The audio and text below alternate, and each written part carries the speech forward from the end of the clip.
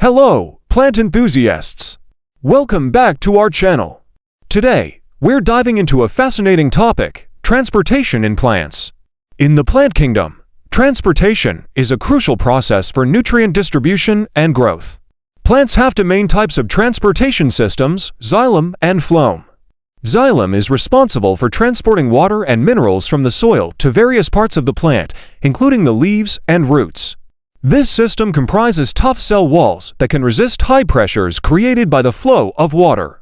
The xylem tissue, with its rigid cells, forms vertical lines in a cross-sectional view of a stem, thus earning its name from the Greek word xylos, meaning wood. On the other hand, phloem transports photosynthetic products like glucose and other sugars from leaves to other parts of the plant where they are needed for growth and energy storage. This system is made up of cells with thin cell walls that are able to stretch and expand as water flows through them. In a cross-sectional view of a stem, phloem tissue appears as horizontal lines or rings due to its ability to expand during growth.